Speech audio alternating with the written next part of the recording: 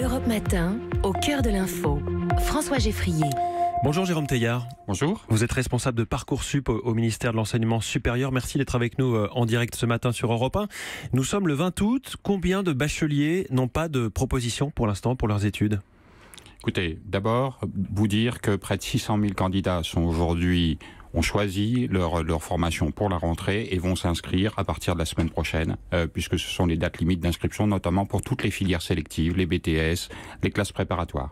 Et puis l'inscription administrative commence le 27 août, donc dans une semaine. Absolument. Alors, en fait, elle a déjà débuté. Il y a une date limite au 27 août qu'il faut respecter, puisque c'est une semaine avant la rentrée, effectivement, pour ces formations. Et puis, il y a de l'ordre de 16 000 candidats, à peu près 9 000 lycéens, qui nous ont contactés pour être accompagnés, qui ont fait la démarche et qui souhaitent s'inscrire dans l'enseignement supérieur. Ce sont ces candidats-là que nous accompagnons pour leur trouver une proposition d'admission d'ici la rentrée. Ceux-là, pour l'instant, sont sans solution, sans proposition, c'est ça ? Alors, ils sont sans proposition d'admission. Effectivement, ils ont sollicité un accompagnement. Nous leur avons proposé, c'est la grande nouveauté de 2018, organiser un accompagnement dans toutes les académies pour pouvoir proposer des solutions à ces jeunes, des propositions qui leur conviennent le mieux, on va dire, des propositions dans la proximité, mais aussi des propositions peut-être dans d'autres territoires avec des aides à la mobilité pour pouvoir les accompagner. Dans tous les cas, on est sûr que pour ces 16 000 jeunes, il y aura une solution ? En tout cas, nous travaillons pour que tous ces jeunes aient une proposition, puisqu'ils nous l'ont demandé, ils ont manifesté leur souhait d'être accompagnés pour trouver une proposition d'inscription dans l'enseignement supérieur. Jérôme Teilhard, il y a une question autour de ceux qu'on appelle les inactifs. Qui sont ceux qu'on appelle les inactifs ? On entendait ce matin sur Europe 1 le témoignage d'un bachelier qui dit moi je viens tous les jours sur le site, je suis pas du tout inactif, mais c'est juste que je n'ai pas encore choisi parce que j'ai pas ce qu'on me propose, j'ai pas ce que je souhaitais. Alors, moi, je veux redire la différence que l'on a fait. On publie tous les chiffres, donc tout le monde peut les constater. Nous avons proposé à l'ensemble des candidats qui étaient sans proposition, depuis les résultats du baccalauréat, donc le 6 juillet, nous leur avons proposé d'être accompagnés. Nous leur avons proposé aussi des opportunités nouvelles de places disponibles à travers la phase complémentaire qui s'est ouverte depuis le 26 juin. Et parmi ces candidats, certains nous ont manifesté le souhait d'être véritablement accompagnés pour que nous les aidions à trouver une proposition, et puis d'autres, pour l'essentiel, alors certains peut-être, comme le cas que vous citez, vont finalement franchir le pas et s'inscrire pour être accompagnés d'ici la rentrée, mais beaucoup d'autres, ce sont des candidats qui en fait ont d'autres projets, des projets d'inscription dans l'enseignement supérieur en dehors de Parcoursup, puisque 15% de l'offre de formation n'est pas sur Parcoursup encore cette année, et puis il y a des candidats qui ont aussi des propositions, l'accès à l'emploi, un service civique, des études à l'étranger. Chaque année, finalement, quand on regarde avec un peu de distance, on s'aperçoit qu'on a de l'ordre de 600 000 inscrits. Donc le fait d'avoir, à partir des 800 000 du mois de mars, 600 000 aujourd'hui qui sont fixés pour la rentrée, finalement on est dans l'ordre de grandeur traditionnel. Donc ces candidats-là, pour l'essentiel, en fait, ils ont d'autres projets. Déjà, ils ne nous l'ont pas dit et on peut le comprendre. Vous les contactez ?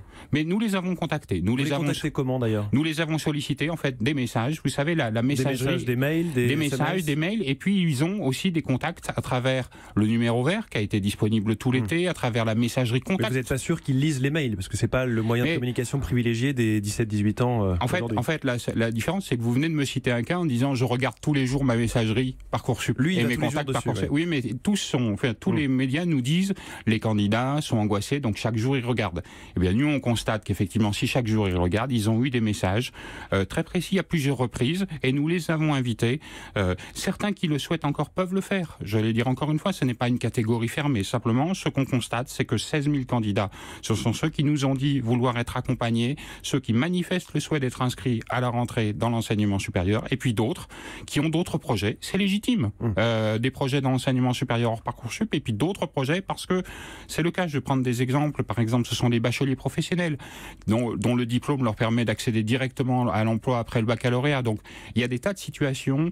C'est assez traditionnel. On est dans l'ordre de grandeur des autres années. Jérôme Teilhard, responsable de Parcoursup. Est-ce que le temps presse là ? Est-ce que vous demandez aux bacheliers qui n'ont pas encore validé leur choix de le faire dès que possible ? Alors, il y a deux temps. Il y a à la fois la fin des délais limites d'inscription administrative qui sont fixés. Nous les avons informés, nous l'avons redit aux candidats, et nous les invitons effectivement à aller s'inscrire, à faire leur choix définitif d'ici la semaine prochaine. Et puis, il y a des places qui vont se libérer à travers ces inscriptions. Et ces places, nous allons faire des propositions auprès des candidats, les 16 000 que nous accompagnons, parce que c'est notre rôle, et puis parce que c'est l'engagement qu'on a pris à travers une nouvelle organisation qui permet d'accompagner les candidats. La différence par rapport aux années précédentes, c'est que nous nous donnons les moyens de connaître les intentions des candidats, de les solliciter et d'avoir un échange avec eux. Vous avez rappelé qu'il y avait une aide à la mobilité, c'est entre 200 € et 1 000 €. C'est sous quelles conditions ? Oui, absolument. Une aide de 200 000 €, entre 200 et 1 000 €. Entre 200 et 1 000 €, pardon, qui est distribuée à travers précisément ces candidats qui sont accompagnés. Et qu'est-ce que ça permet ? Ça permet, lorsqu'on a des choix de mobilité, un choix de mobilité, c'est par exemple trouver une formation qui était intéressante, mais qui n'est pas disponible dans son territoire le plus proche, mais qui est disponible ailleurs, et ben c'est franchir le pas et être accompagné pour cela. Mais c'est ponctuel, hein, c'est pas 200 € par mois ou 1 000 € par mois. Non, mais c'est cumulable avec les aides, les bourses de l'enseignement supérieur. Donc c'est une aide pour franchir le pas, pour aller vers un logement, pour trouver des solutions qui permettent de déménager, par exemple. Et donc ça, c'est pas trop tard pour demander cette aide ? Non, c'est pas trop tard. C'est précisément, on les a attribués aux recteurs qui peuvent, à travers les commissions et les propositions qu'ils font, les attribuer de manière ciblée à chacun des candidats. C'était la première année de Parcoursup, c'est pas encore totalement terminé. Est-ce que c'est parfait comme ça ou est-ce qu'il va y avoir des petits ajustements pour l'année prochaine ? Mais il y a nécessairement des ajustements dans un système. Mais nous ne sommes pas encore dans le temps du bilan. Il y aura un temps du bilan à la fin de la procédure. Là, nous sommes dans le temps de l'action, de l'accompagnement vers ces candidats. Il y a encore 15 jours d'ici la rentrée. Nous travaillons avec l'ensemble des candidats qui se sont manifestés auprès de nous pour leur trouver des propositions. Il y a des questions notamment sur Twitter, une auditrice qui demandait par rapport au logement étudiant, puisque c'est vrai que le Crous, quand on veut faire une demande de logement, les dates, c'était bien avant les dates du processus de Parcoursup. Est-ce qu'on peut synchroniser un peu Parcoursup avec ces demandes de logement ? Alors, évidemment, nous travaillons avec les Crous en permanence pour être en contact et on peut toujours faire des propositions de logement. Je rappelle que le parc du Crous, c'est de l'ordre de 175 000 logements, qu'il y a des priorités notamment pour les boursiers qu'on veut accompagner et qu'il n'est pas trop tard pour faire ces demandes. Évidemment, des places ont déjà été pourvues, mais ça reste disponible, ça reste ouvert. Vous pouvez faire vos demandes de logement. Et puis, il y a aussi un plan sur l'ensemble du quinquennat. C'est 60 000 logements supplémentaires qui vont être créés précisément pour trouver des solutions à celle de votre auditrice, mais à d'autres également. Merci beaucoup, Jérôme Teilhard. Je vous rappelle que vous êtes responsable de Parcoursup au ministère de l'Enseignement supérieur. Merci et bonne journée. Europe 1.